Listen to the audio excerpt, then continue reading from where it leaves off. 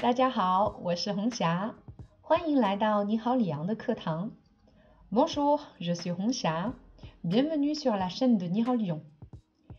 Dans la vidéo précédente, on a présenté la clé de la lune et de la chair en découvrant le côté lune. Je vous mets le lien en description, n'hésitez pas à la revoir si nécessaire. Un petit résumé.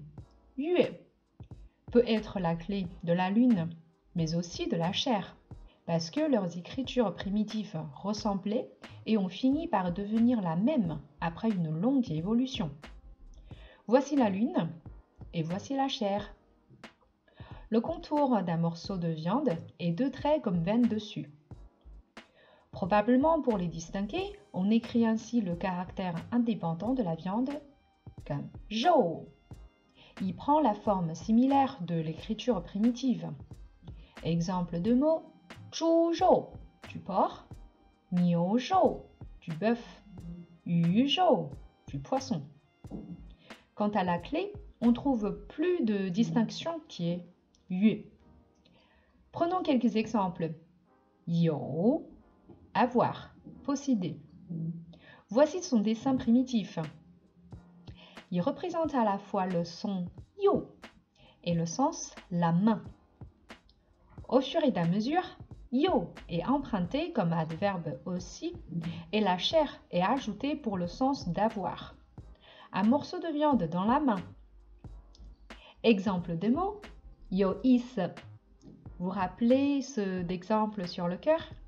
Oui, cela veut dire avoir un sens significatif, intéressant. You jeune, on, certains, quelqu'un ou quelques-uns. You shi, parfois, de temps en temps. Ensuite, duo, deux morceaux de viande superposés pour montrer beaucoup de viande. Logique, non? Il s'agit donc d'une façon de construction des sinogrammes. Deux ou trois composants identiques superposés ou côte à côte pour le sens de beaucoup. Exemple, zhong, ling, sen. Alors, revenons à nos moutons. Duo, un caractère polyvalent. Il a comme sens beaucoup, nombreux, poly, pluri comme suffixe, combien, quel, etc. Par exemple, duo pan, la plupart, probablement. Duo ci, à plusieurs reprises. Duo xie, merci beaucoup. Duo shao ou duo duo shao shao, plus ou moins, sans oublier que duo shao peut servir à demander la quantité. Ensuite, peng, ami. Son dessin primitif est interprété de deux façons parmi d'autres. La première, des ailes des phénix qui s'envolent ensemble, car ils sont amis. Et l'autre, deux brochettes de coquillage en tant que monnaie. Peu importe, avec l'évolution de l'écriture, deux brochettes de viande prennent la place. Eh ben, bon, entre amis, partager de la viande n'est pas mal non plus, n'est-ce pas? Donc, en chinois moderne, 朋友, ami, 小朋友, gamin, 女朋友 ou 男朋友, petit ami. Exemple suivant, 胖, la chair à gauche, la partie à droite signifie demi, et ce sinogramme a comme signification originelle de couper la viande en deux, car il fallait choisir la partie la plus graisseuse comme offrande. Donc un adjectif positif au début. Cependant, cet adjectif devient malheureusement péjoratif de nos jours, car on n'aime pas être gros ni gras. Exemple, 胖子, le gros, donc un surnom avec plus ou moins de moquerie sur la taille de quelqu'un. Mais on peut très bien appeler un gamin costaud 小胖子, avec beaucoup d'amour. Encore un exemple, 肥, la viande toujours à gauche et la partie à droite vient de dire l'articulation ou la jointure du genou, car le sujet se mettait à genoux pour demander amplement à l'empereur de modérer sa consommation de viande, afin d'éviter d'être gros et gras. Durant l'évolution de l'écriture, la partie droite a cédé la place à pas et on l'interprétait comme gros serpent.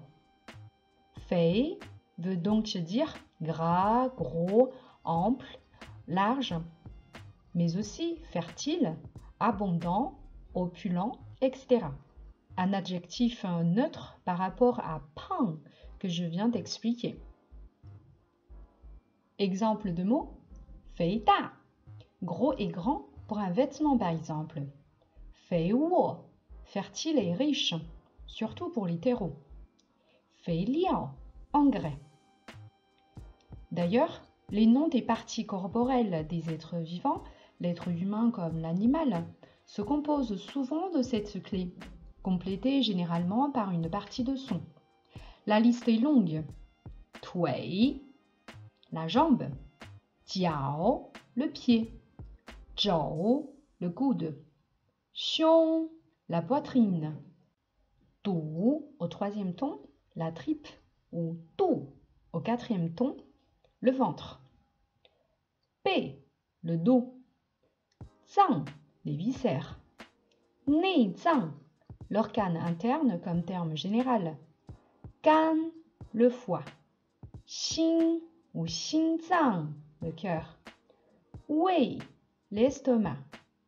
Chang, les intestins. Xiangchang, saucisson. Sans oublier Fei, les poumons. Pi, la rate. Yi, le pancréas, etc. Je finis la séance par une question. Au niveau de l'écriture de la clé, il y a une nuance selon son placement. Vous l'avez vu? Je vous invite à vérifier la réponse en description. Voici la clé de la lune et de la chair accomplie. J'espère que ça vous a plu et j'attends avec impatience vos retours et remarques en commentaire. Je vous invite à vous abonner aux vidéos de notre chaîne, aimer et partager avec vos amis et les inviter à apprendre le chinois avec nous, de façon ludique, logique et efficace.